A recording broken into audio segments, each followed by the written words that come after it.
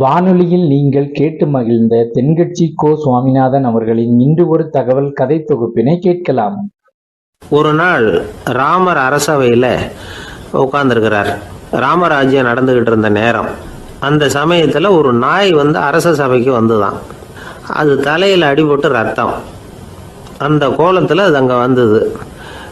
எல்லாரும் ஆச்சரியமாக அதை பார்த்தாங்க. ராமரும் அந்த நாயை பார்த்தார். நீங்கள் வந்த காரியம் என்ன நடந்தது, எதுவாக இருந்தாலும் பயப்படாமல் சொல்லு அப்படின்னார். உடனே அந்த நாய் மெதுவாக சொல்ல ஆரம்பிச்சுதான்.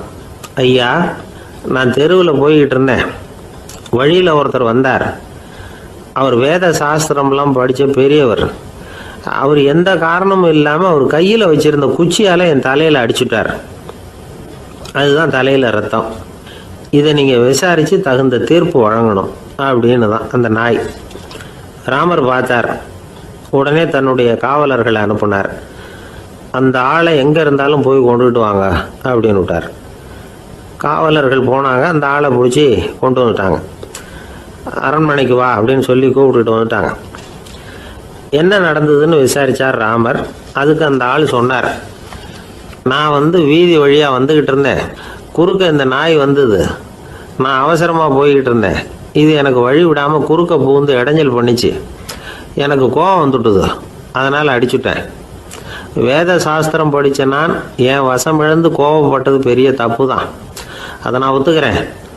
குற்றத்தை ஒப்புக்கொள்கிறேன். எனக்கு என்ன தண்டனை கொடுக்கணுமோ அதை கொடுங்க, ஏற்றுக்கிறேன் அப்படின்னு விட்டார். சரி, இப்போ அந்த ஆளுக்கு தண்டனை கொடுக்கணும். என்ன தண்டனை கொடுக்கறது யோசனை பண்ணார் ராமர். அதையும் அந்த நாய்கிட்டே கேட்டார். நீயே சொல்லு, என்ன தண்டனை கொடுக்கலாம் இவருக்கு அப்படின்னார். இதுக்கு அந்த நாய் என்ன சொல்லிச்சு தெரியுமா? இவரை ஏதாவது ஒரு கோயிலுக்கு தர்மகர்த்தாவாக நியமனம் பண்ணிவிடுங்க, அதுதான் இவருக்கு சரியான தண்டனை அப்படின்னுது. இதை கேட்டதும் ராமர் முகத்தில் புன்னகை. ஆனால் அங்கே இருந்த மற்றவங்களுக்கெல்லாம் ஆச்சரியம். அது எப்படி, தப்பு செஞ்சவங்களுக்கு தண்டனை கொடுக்கறது தானே நியாயம், அதை விட்டுவிட்டு தர்மகர்த்தா பதவியை கொடுக்க சொல்லுது இந்த நாய் அப்படிங்கிற ஆச்சரியம். இந்த சந்தேகத்தை அந்த நாய்கிட்டே கேட்டாங்க அங்கே இருந்தவங்க. இதுக்கு அந்த நாய் பதில் சொல்லிச்சான். நான் போன பிறவியில் ஒரு கோயிலுக்கு தர்மகர்த்தாவாக இருந்தேன். எவ்வளவோ கவனமாக எச்சரிக்கையாக தான் என்னுடைய கடமைகளை எல்லாம் செஞ்சுக்கிட்டு வந்தேன். அப்படி இருந்தாலும் சில சமயங்களில் என்னையும் மீறி கோயில் செல்வத்தை நான் அனுபவிக்கிறதுக்கு காரணம் ஆயிட்டேன். ஒரு கோவிலுக்கு தர்மகர்த்தாவாக இருக்கிறவங்க எப்படியும் இந்த பாவத்திலேருந்து தப்பிக்கிறது கஷ்டம். அதனால தான் நான் இந்த பிறவியில் நாயாக பிறந்து இப்படி கஷ்டப்படுறேன். இதே நிலைமை இந்த ஆளுக்கும் ஏற்படணும் அப்படிங்கிறதுக்காக தான் அவரையும் ஒரு கோயிலுக்கு தர்மகர்த்தாவை நியமிக்கும்படி கேட்டுக்கிட்டேன் அப்படின்னு தான் இந்த நாய். இதிலேருந்து என்ன தெரியுது? எந்த பதவியில் நாம் இருந்தாலும் நமக்கு தெரியாமல் கூட அதை தவறாக உபயோகப்படுத்தக்கூடாதுங்கிறத இதிலேருந்து புரிஞ்சுக்கணும். இல்லைன்னா அடுத்த பிறவியில் நாயாக பிறந்து எங்கேயாவது போய் வாழை ஆட்டிட்டு நிற்க வேண்டியது தான். கோவில் வாசலில் 2 நாய் பேசிக்கிட்டு இருந்துதான். போன ஜென்மத்தில் நான் மனுஷனாக தான் இருந்தேன். ஒரு கோவில் பூசாரி பேச்சை கேட்டுவிட்டு அவரோட கூட்டு சேர்ந்துக்கிட்டு ஆண்டவன் போட்டிருந்த நகையெல்லாம் அபகரித்து என்கிட்ட கொடுத்தாரு அவர். நான் எடுத்துகிட்டு வந்துட்டேன். திருடினது அந்த ஆள் தான், எடுத்துக்கிட்டு வந்தது தான் நான். இருந்தாலும் நான் மட்டும் நாயாக பிறந்துட்டேன். இப்போ மட்டும் அந்த பூசாரி என்கிட்ட மாட்டினா கடித்து குதறி விடுவேன் அப்படின்னு தான். அவசரப்பட்டு அப்படி செஞ்சுடாதே. பதிலுக்கு அவரும் உன்னை திருப்பி கடித்தாலும் கடிச்சிருவார். ஏன்னா அவரும் இப்போ ஒரு நாயாக தான் பிறந்திருக்கிறார் அப்படின்னு தான். இன்னொன்று, அது எப்படி உனக்கு தெரியும்னு தான். இது நான் தானே அது அப்படின்னு தான் அந்த நாய். கணவன் மனைவி அன்பாக இருக்கணும். ஒருத்தர் நல்லா புரிஞ்சுக்கணும். விட்டு கொடுக்குற மனப்பான்மை வேணும். அதுதான் ஒரு நல்ல குடும்பம். இன்றைக்கி பல குடும்பங்களில் அர்த்தமில்லாத சண்டைகள் தான் அதிகம். கிராமப்புறங்களில் வேடிக்கையாக ஒரு கதை சொல்லுவாங்க. ஒரு ஊரில் ஒரு ஆள் இருந்தான். வேலை வெட்டி இல்லாமல் சும்மாவே இருந்தான். அவனுக்கு கல்யாணம் பண்ணி வச்சாங்களாம். மனைவி சேர்ந்தா. சும்மாவே உட்காந்துருக்கிறியே, ஏதாவது சம்பாதிக்கிற வழியை பாரு அப்படின்ட்டு இருக்கா. அதுக்கு தான் யோசனை பண்ணிகிட்டு இருக்கிறேன். ஒரு அருமையான ஐடியா அப்படின்னு நானா. என்ன அது சொல்லு அப்படின்ட்டு இருக்கா. அவ ஒரு ஆட்டுக்குட்டி வாங்க போகிறேன்னு இருக்கான்.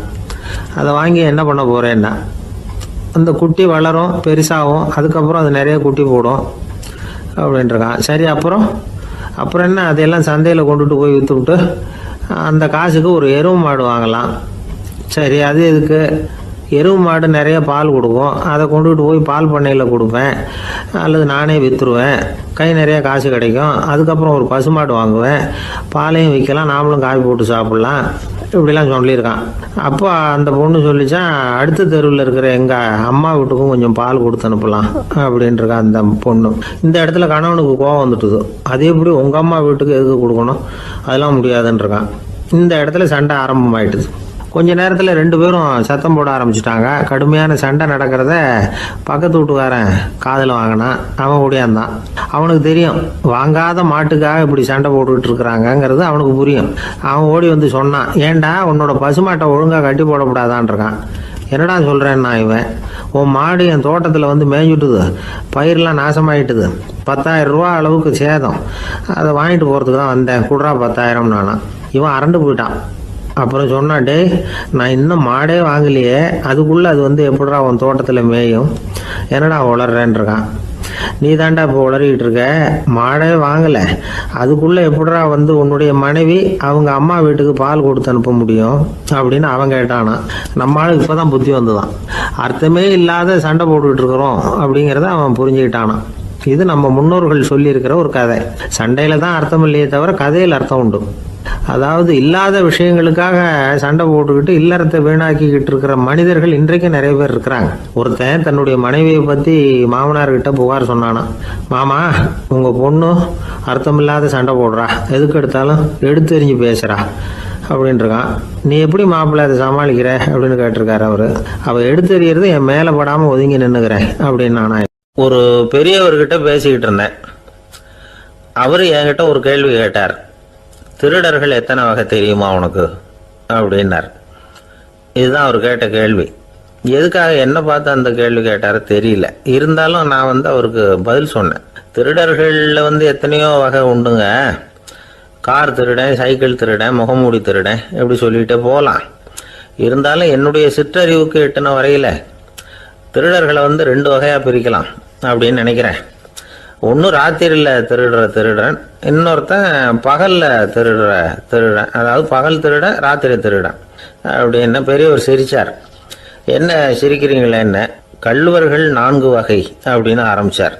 எப்படின்னு கேட்டேன். சாப்பாட்டுக்கு இல்லாமல் திருடுறாங்க பாருங்க, அது ஒரு வகையான். சாப்பாட்டுக்கு இருந்தும் திருடுறாங்க பாருங்க, அது ஒரு வகையான். இதை தவிர இன்னும் ஒரு 2 வகை திருட்டு உண்டு. அது என்னன்னா, ஆண்டவன் கிட்ட இருந்து நாம திருடுற திருட்டு, இன்னொன்று என்னன்னா நம்ம கிட்ட இருந்து ஆண்டவன் திருடுற திருட்டு அப்படின்னார். எனக்கு ஒன்றும் புரியல. என்ன சார் இது, ஆண்டவனையே வந்து திருடன்னு சொல்றீங்களே அப்படின்னு ஆச்சரியமா. ஆமாங்க, ஆண்டவனை வந்து கள்வன்னு சொல்றது இல்லையா. காஞ்சிபுரத்துக்கு பக்கத்தில் திருக்கார்வனம் அப்படின்னு ஒரு ஊர் இருக்கு. அங்கே உள்ள பெருமாளுக்கு வந்து கள்வர்னு தான் பேர்.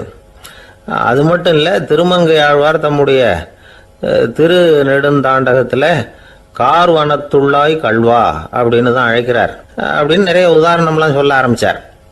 அதுக்கப்புறம் அவர்கிட்ட பேசி நான் புரிஞ்சுக்கிட்ட விவரங்களை தான் நான் இப்போ உங்ககிட்ட சொல்ல போகிறது.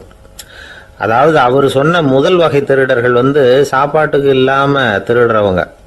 இவங்களை வந்து திருத்தி போடலாம். சாப்பாட்டுக்கு இருந்தும் பணம் சேர்க்கணுங்கிற ஆசையால் பொய் கணக்கெல்லாம் எழுதுறாங்க பாருங்க, அவங்க தான் 2வது வகை. 3வது வகை திருட்டு தான் மிகப்பெரிய திருட்டு. இறைவனுக்கு சொந்தமானதை நம்முடையதுன்னு நினைக்கிற திருட்டு. எது இறைவனுக்கு சொந்தமானது அப்படின்னா ஆத்மா.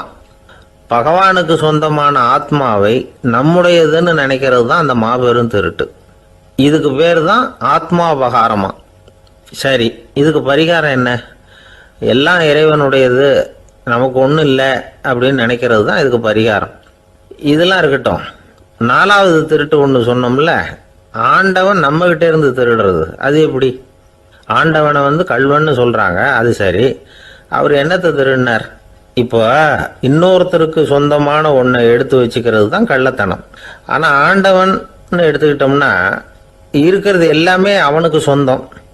அப்படி இருக்கிறப்போ அவரை எப்படி கள்வன்னு சொல்கிறது? இது என்ன புரியாமல் இருக்குதே அப்படின்னு சொல்லி பார்த்தா அதுக்கும் விளக்கம் சொல்கிறாங்க அவங்க. அதாவது ஆண்டவனுக்கு வந்து உருவமே கிடையாது, அரூபமாக இருக்கிறவன், அதாவது உருவம் இல்லாமல் இருக்கிறவன். அப்படி உள்ள பகவான் வந்து நம்மளை மாதிரி உருவத்தில் இருக்கிறான். நம்மளை மாதிரியே கையை காலு மூக்கெல்லாம் இருக்குது ஆண்டவனுக்கு. இந்த உருவம் நம்மகிட்ட இருந்து திருடினது தானே. அவன் தன்னுடைய உண்மையான திருமேனியை நமக்கு காட்டாம, அதாவது தரிசனம் கொடுக்காம இருக்கிறது கள்ளத்தனம் தானே. அதனால தான் இதுவும் ஒரு பெரிய திருட்டு, இருக்கிறதுலே மிகப்பெரிய திருட்டு அப்படிங்கிறார். என்கிட்ட பேசிக்கிட்டு இருந்தார், இந்த விஷயம்லாம் சொல்லிட்டு இருந்தாரு இந்த பெரியவர். அதாவது திருட்டை ஆன்மீக நோகத்தில் அவர் பார்க்குறார். நம்ம பார்வையில் இதை விட அபூர்வமான திருட்டுலாம் இங்கே உண்டு, அபூர்வமான திருடர்களும் உண்டு. ஒரு திருடன் சிறையிலிருந்து விடுதலையாகி வெளியில் போனான். கொஞ்ச நாளில் மறுபடியும் திரும்பி ஜெயிலுக்கு வந்துட்டான். அப்போது சிறை அதிகாரி அவனுக்கு அறிவுரை சொன்னாராம். ஏன்பா இப்படி அடிக்கடி தப்பு பண்ணிவிட்டு ஜெயிலுக்கு வந்துவிடுறியே, உனக்கு சொந்த பந்தம் எதுவும் இல்லையா? உனக்கு அப்பா அண்ணன் தம்பிகள் அவங்க கூட எல்லாம் சேர்ந்து வாழணுங்கிற ஆசை இல்லையா அப்படின்னு கேட்டிருக்கார். அவங்களோட சேர்ந்து வாழணுங்கிற ஆசை எனக்கு நிறைய உண்டுங்க சார் அப்படின்னு அவன். அப்புறம் எதுக்கு இப்படி ஜெயிலுக்கு வந்துவிடுற அப்படின்னாரான் அவர். அவங்க எல்லாருமே இங்கே தானே சார் இருக்காங்க அப்படின்னு அவன். இந்த காலத்து புள்ள ஒருத்தன் தன்னோட அப்பாவை பார்த்து சொன்னான், அப்பா நான் உனக்கு உதவி செய்யலாம்னு நினைக்கிறேன், என்ன உதவி செய்யணும்னு சொல்லு அப்படின்னா. நீ சும்மா இருந்தால் அதுவே எனக்கு செய்கிற பெரிய உதவிடா அப்படின்னார் அப்பா. சும்மா இருக்கிறதும் ஒரு உதவி தான், அது மாதிரி மௌனமும் ஒரு சமூக சேவை தான் அப்படிங்கிறார் காஞ்சி பெரியவர். நமக்கு 5 புலன்கள் இருக்குது, மெய் வாய் கண் மூக்கு செவி. இந்த 5லேயும் அதிகப்படியான வேலை எதுக்குன்னு நினைக்கிறீங்க? வாய்க்கு தான். ஏன்னா அதுக்கு 2 வேலை. இப்போ கண்ணுக்கு பார்க்குறது மட்டும்தான் வேலை, காதுக்கு கேட்குறது மட்டும்தான் வேலை, மூக்குக்கு வாசனை அறியறது தான் வேலை, உடம்புக்கு உணர்றது மட்டும்தான் வேலை. ஆனால் வாய் அப்படி இல்லை, அதுக்கு 2 வேலை. சாப்பிட்றதும் அதுதான், பேசுகிறதும் அதுதான். அதாவது வாய் ஒன்று தான் கர்மேந்திரியமாகவும் இருக்குது, ஞானேந்திரியமாகவும் இருக்குது அப்படின்னு சொல்லுவாங்க. சாப்பாட்டில் உட்காந்தா எந்தெந்த ஆகாரம் என்னென்ன ருசின்னு அறிவிக்கிற வேலையும் செய்யுது. சபையில் உட்காந்தா பாடுறது பேசுறது சிரிக்கிறது இது மாதிரியான வேலையும் செய்யுது. இன்னொரு வித்தியாசம், கண்ணு காது மூக்கெல்லாம் ஸ்ட்ரெயின் பண்ணிக்கிட்டு வேலை செய்கிறதில்ல. ஒரு ரோஜா பூவை பார்த்தா உடனே மூக்கு அப்படியும் இப்படியும் அசைய ஆரம்பிக்கிறதில்ல. ஒரு சங்கீதத்தை கேட்ட உடனே காது ஆட ஆரம்பிக்காது. ஆனால் வாய் அப்படி இல்லை, அது பேசினாலும் சரி சாப்பிட்டாலும் சரி அசைஞ்சு தான் ஆகணும். ஆக மற்றதை விட வாய்க்கு வேலை ஜாஸ்தின்னு தெரியுது. சாப்பிட்றது பேசுறது அப்படின்னு 2 காரியம் அதுக்கு. இப்படி 2 காரியம் இருக்கிறதுனால அது 2ஐயும் பாதியாக குறைச்சிக்கணுங்கிறது கடவுள் அபிப்பிராயமாக இருக்கணும் அப்படிங்கிறார் காஞ்சி பெரியவர். ஆனால் இப்போ நாம் அப்படியே நடந்துக்கிறோம், அதுக்கு நேர்மாறாக நடந்துக்கிறோம். நாம் சாப்பிட்றதும் அதிகம், பேசுகிறதும் அதிகம், 2 வேலையையும் தேவைக்கு அதிகமாகவே செய்கிறோம். வாய் தான் ரொம்ப ஓவர் ஒர்க்குடு. அதுக்கு ஓய்வு கொடுத்தா உடம்பும் நல்லாயிருக்கும், உலகமும் நல்லாயிருக்கும். மௌன விரதம் இருக்கிறதெல்லாம் எதுக்காக நினைக்கிறீங்க? இதுக்காக தான். இந்த காலத்தில் மௌனமாக இருக்கிறவங்கெல்லாம் மகத்தான தொண்டு செய்கிறாங்க அப்படின்னு தான் சொல்லணும். சத்தம் அதிகமாக போய் தான் சவுண்டு பொல்யூஷன் வருது. அது மட்டும் இல்லை, மௌனமாக இருந்தால் சண்டை சச்சரவே வராது. மௌனம் கலக நாஸ்தி. ஆக இதுவும் ஒரு சமூக சேவை தான். நமக்கு தான் வாய் இருக்குதுங்கிறதுக்காக வசமாக சாப்பிட்றதும் தப்பு, வளவளன்னு பேசுகிறதும் தப்பு. ஒரு கருத்தை சொல்கிறதுக்கு ஒரே ஒரு சொல்லு போதும் அப்படின்னு இருக்கும்பொழுது 2 சொற்களை செலவு பண்ணாதே. எவ்வளவு சொன்னாலும் அதனால் ஒரு பயனும் விளையாது அப்படின்னு தெரிய வருமேயானால் அந்த ஒரு சொல்லையும் விரயம் பண்ணாதே அப்படிங்கிறார் ஒரு அறிஞர். எல்லா குணங்கள்லேயும் மௌனம்தான் சிறந்தது அப்படிங்கிறார் ஒருத்தர். மௌனமாக இருக்கிறது மூலமாக மற்றவர்கள் குறைகளை நம்மளால் தெரிஞ்சிக்க முடியும். அதே சமயத்தில் நம்மக்கிட்ட இருக்கிற குறைகளை மற்றவங்களுக்கு தெரியாமல் மறைச்சிக்கவும் முடியுங்கிறார் அவர். உண்மைதானே? ஒரு பெரிய மேடை பேச்சாளர், பொது வாழ்க்கையில் 25 வருஷ காலமாக ஈடுபட்டிருக்கிறவர். அவர் மனைவி ஒரு நாள் சொன்னாங்க, எங்கள் வீட்டுக்காரர் 25 வருஷ காலமாக பொது வாழ்வில் ஈடுபட்டிருந்தா கூட இந்த மாதம் 10ஆம் தேதியிலேருந்து தான் மக்களுக்கு சேவை செய்ய ஆரம்பிச்சிருக்கார் அப்படின்னு நாங்கள் ரொம்ப பெருமையாக. 10ஆம் தேதிக்கு அப்படி என்ன விசேஷம் அப்படின்னு கேட்டோம். அன்னையிலேருந்து தான் அவர் மேடையில் பேசுகிறத நிறுத்தினார் அப்படின்னாங்க அந்த அம்மா. ஒரு நண்பர், அவர்கிட்ட பேசிக்கிட்டு இருந்தேன். மனித உறவுகள் பற்றி அவர் சொல்லிகிட்டு இருந்தார். அமெரிக்காவில் தந்தை மகன் உறவு எப்படி இருக்குது அப்படிங்கிறத விளக்கிறதுக்கு அவர் ஒரு கதையை சொன்னார். ஒரு அப்பா பகல் பூராவும் அலுவலகத்தில் வேலை, ஓடி ஆடி உழைச்சிக்கிட்டு களைச்சி போய் ராத்திரி 10 மணிக்கு மேலே வீடு திரும்பினான். வீட்டு வாசலில் அவரோட மகன் காத்துக்கிட்டு இருக்கிறான், இன்னமும் தூங்கலை. அப்பா வாசல்லையே தடுத்து நிறுத்தி, அப்பா உனக்கு சம்பளம் எவ்வளவு அப்படின்னு கேட்குறான். ஏற்கனவே ஆஃபீஸ் பிரச்சனைகளால் அலுத்து போய் திரும்புகிற அப்பாவுக்கு கோவம் வந்துடுது. என்னடா இப்படிலாம் கேளுன்னு உங்கள் அம்மா உனக்கு சொல்லி கொடுத்தாளா அப்படின்னு சொல்லிவிட்டு உள்ளே போய் சட்டையை கட்டி மாட்டி விட்டு குளிச்சு விட்டு மறுபடியும் வெளியில் வந்து உடையை மாற்றுகிற சமயம் அப்போ மறுபடியும் மகன் உள்ளே வந்து நிற்கிறான் அவர் முன்னாடியே. அப்பா உனக்கு எவ்வளவு சம்பளங்கிறான் மறுபடியும். அப்பாவுக்கு எரிச்சல் அதிகமாகிட்டுது. மணிக்கு $20 போதுமா அப்படின்னார். அப்படின்னா எனக்கு ஒரு $10 தர முடியுமான்னா மகன். இதுக்கு தான் என் சம்பளம் எவ்வளவுன்னு கேட்டியா? 2ஆம் வகுப்பு படிக்கிற உனக்கு எதுக்குடா $10 அப்படின்னு கத்திவிட்டு தொலைக்காட்சி பெட்டியின் முன்னாடி போய் உட்காந்துக்கிட்டு ஏதோ நிகழ்ச்சியை பார்க்க ஆரம்பிச்சிட்டார். கொஞ்ச நேரம் கழித்து மறுபடியும் மகன் வந்து நிற்கிறான். அப்பா ப்ளீஸ் எனக்கு ஒரு $10 கொடுக்க முடியுமா? மகனுடைய கண்களில் கண்ணீர். என்னடா அவன் கண்ணீரை காட்டி காரியம் சாதிக்கலாம்னு பார்க்குறியா? ஒரு காசு கூட கொடுக்க மாட்டான் போ அப்படின்னு விரட்டி விட்டான். மகன் கண்ணீரை கண்ணை தொடச்சிக்கிட்டு பேசாமல் போய் படுத்துக்கிட்டானா. கொஞ்ச நேரம் ஆச்சு. அப்பாவோட கோபம் கொஞ்சம் கொஞ்சமாக குறைஞ்சிது. பிள்ளைகிட்ட கோபமாக கத்துனது தப்பு தாங்கிறது புரிஞ்சுது அவனுக்கு. எழுந்திரிச்சு போனான், படுக்கை இறக்கி போனான். மகனை பார்த்தான். அவன் தலையணையை கட்டி பிடிச்சிக்கிட்டு அழுதுகிட்டு இருக்கிறான். அவனை மெல்ல நெருங்கி அவங்ககிட்ட எதமாக பேசுகிறதுக்கு ஆரம்பித்தானான். எதுக்குடா உனக்கு $10 பள்ளிக்கூடத்தில் கேட்டாங்களா அப்படின்னு கேட்டானான். மகன் சொல்லியிருக்கான், இல்லை டாடி, உனக்கு 1 மணி நேரம் சம்பளம் $20ன்னு சொன்னேன். நீ ஏற்கனவே எனக்கு கொடுத்த பாக்கெட் மணி $10 என்கிட்ட இருக்குது. இப்போ நீ இன்னொரு $10 கொடுத்தீங்கன்னா அதையும் சேர்த்து $20 ஆகிடும். அந்த $20 நான் உனக்கு கொடுத்துருவேன். அப்படி கொடுத்தா நீ என் கூட 1 மணி நேரம் செலவழிப்ப இல்லையா? அதுக்காக தான் $10 கேட்டேன் அப்படின்னு சொன்னானான்.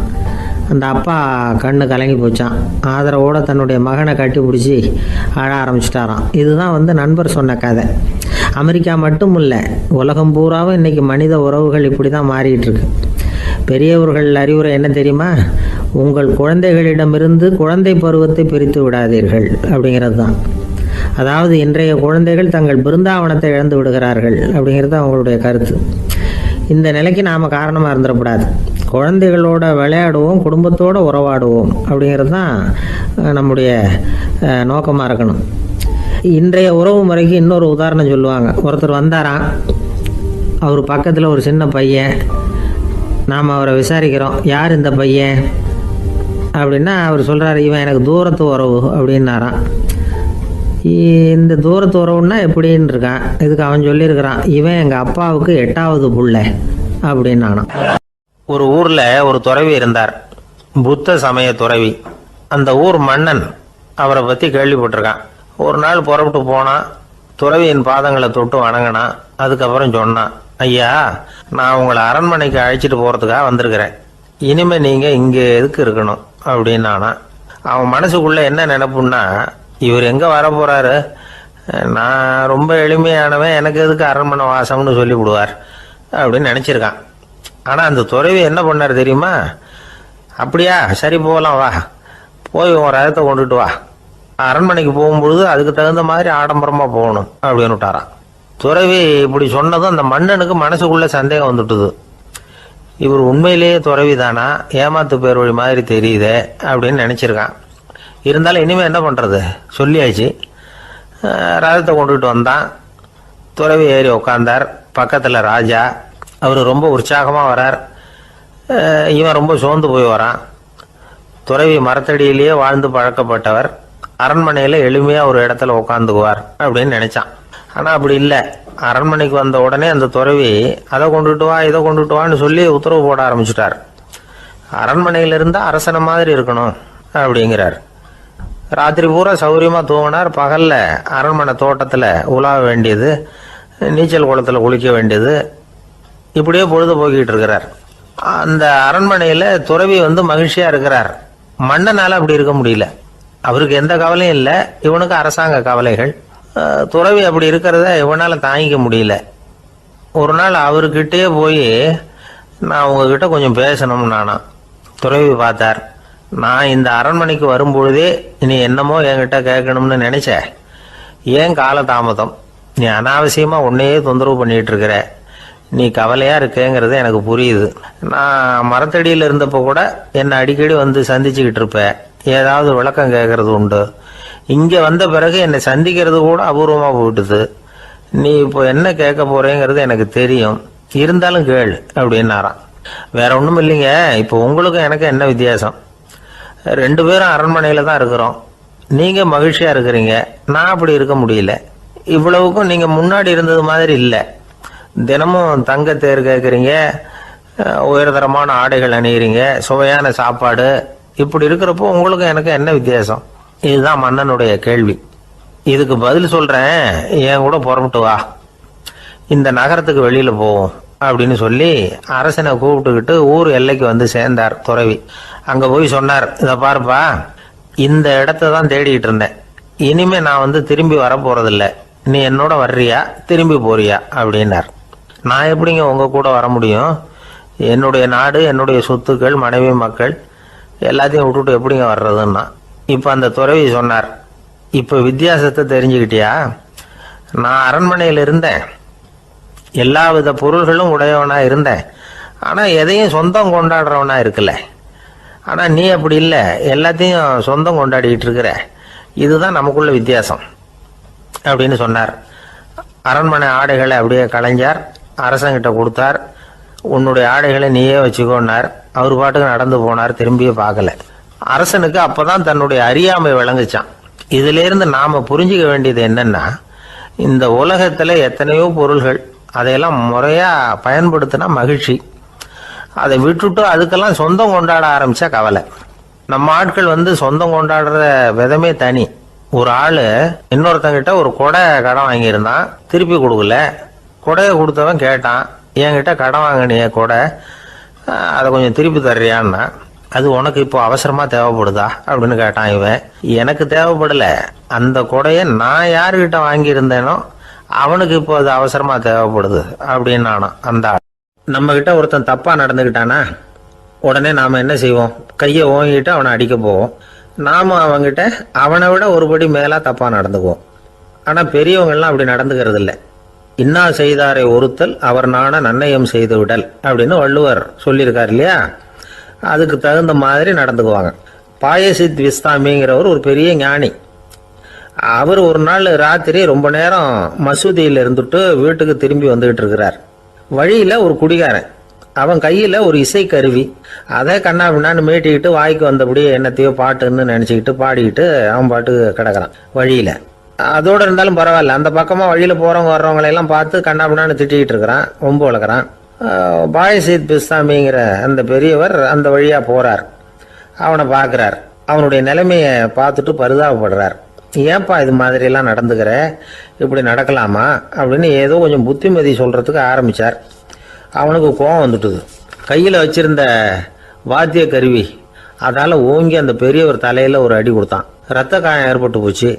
அவன் கையில இருந்த இசை கருவியும் அடிச்ச வேகத்துல 2ஆ உடைஞ்சு போச்சு. அவ்வளவு வேகமா அடிச்சிருக்கான். இவ்வளவு தூரத்துக்கு நடந்து போச்சுல்ல, அந்த மாபெரும் ஞானி வாயை திறந்து ஒரு வார்த்தை கூட பேசல. பேசாம தலையை பிடிச்சிக்கிட்டு அவர் பாட்டுக்கு போயிட்டார். மறுநாள் அந்த பெரியவர் என்ன பண்ணார் தெரியுமா? கொஞ்சம் இனிப்பு பண்டங்கள், கொஞ்சம் பணம், இது 2ஐயும் ஒரு ஆள் மூலமா அனுப்பி வச்சார் அந்த குடிகாரனுக்கு. அவனுக்கு ஒன்றும் புரியல. என்ன விவரம்னு விசாரிச்சான். வந்த ஆள் ஒரு கடுதாசியை நீட்டினான். அதுல விவரம் இருந்தது. ஞானி எழுதியிருக்கிறார், இதை பாருப்பா, உங்களுடைய இசைக்கருவி உடையறதுக்கு என்னுடைய தலை காரணமா ஆயிட்டுது. அதுக்காக நான் ரொம்ப வருத்தப்படுறேன்.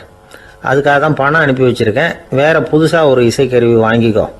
அப்புறம் இன்னொரு விஷயம், நேற்றுக்கு ராத்திரி என்கிட்ட ஏகப்பட்ட கசப்பான வார்த்தைகளை வந்து பேசினேன். இதோட அனுப்பியிருக்கிற இனிப்பு பண்டங்களை சாப்பிட்டு உன்னுடைய நாவில் உள்ள கசப்பை மாத்திக்கோ அப்படின்னு அதில் எழுதப்பட்டிருந்தது. இந்த சமயத்தில் அவன் வந்து குடி மயக்கத்தில் இல்லை, கிழிஞ்சு போயிருந்த நேரம் இது. அதனால அதை படித்த உடனே அவனுக்கு ரொம்ப வெக்கமாக போச்சு. தலை குனிஞ்சான், யோசனை பண்ணான். கொஞ்ச நேரத்தில் தன்னுடைய நண்பர்கள் சில பேரையும் கூப்பிட்டுக்கிட்டு நேராக அந்த ஞானி இருக்கிற இடத்துக்கு ஓடினான். அவர் காலில் விழுந்தான், அவர்கிட்ட மன்னிப்பு கேட்டுக்கிட்டான். பெரியவங்களே தெரியாமல் வந்து நான் இந்த பாவ செயலை பண்ணிவிட்டேன், என்னை மன்னிச்சுங்க, உங்களுடைய பொறுமையும் போதனையும் என்னுடைய கண்ணை திறந்துட்டுது. இனிமேல் நானும் என்னுடைய நண்பர்களும் நல்ல வழியில் திருந்தி வாழ போகிறோம் அப்படின்னா. ஞானி செய்த நன்னயம் குடிகாரனை எப்படி திருத்திருக்கு பார்த்தீங்களா? இந்த கதையை கேட்டுவிட்டு ஒருத்தர் சொன்னார், என் வாழ்க்கையில் கூட அப்படி ஒரு சம்பவம் நடந்தது சார். நானும் ஒரு நாள் ராத்திரி ஓவராக குடிச்சிட்டு ஒரு கிட்டாரை வாசிச்சுக்கிட்டு கண்ணாபின்னான்னு உளறிக்கிட்டு திட்டிக்கிட்டு இருந்தேன். அந்த சமயம் அந்த வழியாக ஒருத்தர் வந்தார். ஓங்கி தலையில் ஒரே ஒரு அடி, ரத்தம் வந்துட்டுது. அதுக்கப்புறம் என் மனசு தெரிஞ்சுட்டுது சார் அப்படின்னார். அப்படியா என்ன ஆச்சரியமா? ஆமாம் சார், அடி விழுந்தது அவர் தலையில் இல்லை, ஏன் தலையில். வந்தவர் என்ன அப்படி அடிச்சுட்டார். மயக்கம் தெளிஞ்சதுக்கு அப்புறம் தான் எனக்கு விவரம் புரிஞ்சுது, அவர் ஒரு போலீஸ்காரரு அப்படின்னார் ரொம்ப சோகமா. அந்த ஆளுக்கு பேச தெரியாது, அவர்கிட்ட கொஞ்சம் எச்சரிக்கையாக நடந்துக்கோ அப்படின்னு சொல்றது உண்டு. அப்படின்னா என்ன அர்த்தம்? அவர் இன்னமும் குழந்தையாவே இருக்கிறாரு, இன்னும் பேச்சு வரலன்னு அர்த்தம்? அப்படி இல்லை, அவருக்கு நாகரிகமாக பேச தெரியலன்னு அர்த்தம். பேசுறதுங்கிறது மனுஷனால மட்டுமே முடியக்கூடிய ஒரு காரியம். அப்படி இருந்தும் அதோட பெருமையை அவன் இன்னமும் சரியா புரிஞ்சுக்கலன்னு தான் சொல்லணும். அதனால தான் அவன் அளவுக்கு அதிகமா வார்த்தைகளை கொட்டி விடுறான். அதுக்கப்புறம் அதையெல்லாம் திருப்பி அள்ள முடியாம கிடந்து கஷ்டப்படுறான். கொட்டின வார்த்தையை அள்ள முடியுமா? ஒருத்தரை இன்னைக்கு பார்த்து முட்டாள்னு திட்டி விடுறீங்க, நாளைக்கு மறுபடியும் அவர்கிட்ட போய் நேத்திக்கு ஒன்று முட்டாள்னு சொல்லிவிட்டேன், அந்த வார்த்தையை திருப்பி கொடு, வாங்கிட்டு போயிடுறேன் அப்படின்னு நான் சொல்ல முடியும்? அவன் கோபக்காரனாக இருந்தால் நேத்திக்கு அதை வேற விதமாக உங்களுக்கு திருப்பி கொடுத்துருப்பான். உலகத்தில் எவ்வளவோ ஜீவராசிகள் இருக்குது, அதுக்கெல்லாம் வாய் இருக்குது. அந்த வாயெல்லாம் எதுக்கு உபயோகம்? சாப்பிட்றதுக்காக. ஆனால் நமக்கு இருக்கிற வாய் சாப்பிட்றதுக்காக மட்டும் இல்லை, பேசுறதுக்காகவும் தான். பேச முடியலன்னா வாய் இருந்தால் கூட அது வாயில்லா ஜீவன் தான். ஒரு பையனை பார்த்து அது வாய் உள்ள புள்ள பொழைச்சிக்கும் அப்படின்னா மற்ற பையன்களுக்கெல்லாம் முகத்தில் வாயே இல்லைன்னு அர்த்தம்? அப்படி இல்லை, அந்த பையன் கொஞ்சம் கெட்டிக்காரத்தனமாக பேசுவான்னு அர்த்தம். அதனால் எப்படி பேசணும் அப்படிங்கிறத நாம் முக்கியமாக தெரிஞ்சுக்கணும். இதுக்கு 8 விதமான குறிப்புகளை நம்ம பெரியவங்க சொல்லியிருக்கிறாங்க. பேச்சுக்கு 8 அங்கங்கள் உண்டு அப்படின்னு அவங்க சொல்கிறாங்க. அதெல்லாம் என்னென்ன அப்படின்னா, உண்மை, நன்மை, அன்பு, நிதானம், இனிமை, ஆழம், சமயமறிதல், சபையறிதல். இந்த 8 தன்மையும் பேச்சில் இருக்கணுமா. இதையே கொஞ்சம் விவரமாக சில பேர் போர்டில் எழுதி வச்சுருப்பாங்க. அதாவது எழுத்துலையாவது அதெல்லாம் இருக்கட்டுமே அப்படின்னு நினச்சி நீங்கள் கூட சில இடங்களில் இதை பார்த்துருக்கலாம். அதாவது உண்மையே பேசுக, நன்மையே பேசுக, அன்பாக பேசுக, நிதானமாக பேசுக, இனிமையாக பேசுக, ஆழமுடையதாக பேசுக, சமயமறிந்து பேசுக, சபையறிந்து பேசுக, இப்படி எழுதி வச்சுருப்பாங்க. இந்த 8 அம்சமும் சரியாக பொருந்தி இருந்தால் தான் அது பேச்சு. மற்றதெல்லாம் பேச்சாயிடாது. பேச்சு ஒரு சிறந்த கலை. எல்லாத்தையும் விட பேசாமல் இருந்தும் பழகணும், அது ரொம்ப முக்கியம். உண்மையே பேசணும். சத்தியத்துக்கு மதிப்பு கொடுக்குறவங்கள தான் சரித்திரம் மதிக்கும். உண்மை பேசினா மட்டும் போதாது, அந்த உண்மையில் நன்மை கலந்துருக்கணும். கொலைகாரனுக்கு பயந்துக்கிட்டு ஒருத்தன் உங்கள் வீட்டுக்குள்ளே ஒளிஞ்சிருக்கிறான். அந்த முரட்டு ஆசாமி கையில் அறிவாளோடு வந்து அவன் இங்கே வந்தானான்னு உங்ககிட்ட கேட்குறான்னு வச்சுங்க. உண்மைதான் உயர்வு தரும் அப்படின்னு நினச்சிக்கிட்டு, ஆமாம் உள்ளே தான் இருக்கிறான், அடுப்பங்கரையில் குதிருக்கு பின்னாடி உட்காந்துருக்கிறான், போய் பிடிச்சிட்டு போங்க அப்படின்னு நான் சொல்லுவீங்க? அது நன்மை இல்லாத உண்மை. அதனால் பிரயோஜனம் கிடையாது. அதே மாதிரி உங்கள் பேச்சில் அன்பு இருக்கணும், நிதானம் இருக்கணும், இனிமை இருக்கணும், சிந்தித்து பேசணும். சமயம் அறிந்து பேசுறதும் முக்கியம். அதை பற்றி நமக்கு வேற யாரும் சொல்லிக் கொடுக்க வேண்டியதில்லை. எந்த நேரத்தில் யாருக்கிட்ட எப்படி பேசினா காரியம் நடக்கும் அப்படிங்கிறது நமக்கு நல்லா தெரியும். அது கைவந்த கலை. அவையறிந்து பேசுகிற திறமை பேச்சாளர்களுக்கு ரொம்ப அவசியம். அது இல்லைன்னா நிலைமை பரிதாபமாயிடும். ஒரு பேச்சாளர் ரொம்ப மும்முரமாக பேசிக்கிட்டே இருந்தாராம். ரொம்ப நேரம் நிறுத்தவே இல்லை, பேசிக்கிட்டே இருக்கிறார். சபையில் இருந்தவங்கலாம் ஒவ்வொருத்தரும் எழுந்திரிச்சு போய்கிட்டே இருக்கிறாங்க. கடைசியில் 2 பேர் தான் அக்கறையாக பேசுகிறவரை கவனிச்சுட்டு உட்காந்துருந்தாங்களாம். மேடையில் பேசிக்கிட்டு இருந்தவர் அவங்கள பார்த்து சொன்னாராம், எனக்கு கூட்டம் முக்கியம் இல்லை, எவ்வளவு பேர் என் பேச்சை கேட்குறாங்க அப்படிங்கிறது முக்கியம் இல்லை. நீங்கள் 2 பேராவது ஊக்கமாக என்னை கவனிச்சுக்கிட்டு உட்காந்துருக்குறீங்க, அது போதும். உங்களுக்காகவே நான் பேசிக்கிட்டு இருக்கிறேன் அப்படின்னார். இதை கேட்டதும் உட்காந்துருந்த 2 பேரில் ஒருத்தர் எழுந்திருச்சு, அப்படி இல்லைங்க, நாங்கள் 2 பேரும் நீங்கள் பேசி முடித்த உடனே தொடர்ந்து பேச வேண்டிய ஆளுங்க, அதுக்காக தான் காத்துக்கிட்டு இருக்கிறோம், சீக்கிரம் முடிங்க அப்படின்னாங்களாம். ஒரு ஆசாமி வேகமாக ஓடிக்கிட்டு இருந்தான். ஏன் இப்படி ஓடுறேன்னு கேட்டார் இன்னொருத்தர். அங்கே ஒரு ஆள் அடிபட்டு கிடக்கிறான், அதை பார்த்தேன், உடனே ஓடுறேன்னா. எங்கேன்னு கேட்டார். ஆஸ்பத்திரிக்குன்னா. ஒரு ஆள் அடிபட்டு கிடக்கிறத பார்த்தா உடனடியாக நாம் செய்ய வேண்டியது முதல் உதவி, அதுக்கப்புறம் தான் ஆஸ்பத்திரி. இன்றைக்கி விபத்துங்கிறது சர்வசாதாரணமாக நடந்துக்கிட்டு இருக்குது. வாகன விபத்து, வெடிகுண்டு விபத்து, தீ விபத்து, கட்டடம் சரியறது, பூகம்பம், இப்படி நிறைய நடக்குது. ஒரு விபத்தை பார்த்துட்டா நம்மளில் பல பேர் நமக்கு என்னத்துக்கு வம்புன்னு ஒதுங்கி போயிடுறதும் உண்டு. சில பேர் துணிஞ்சு கிட்ட போய் உதவி செய்கிறதும் உண்டு.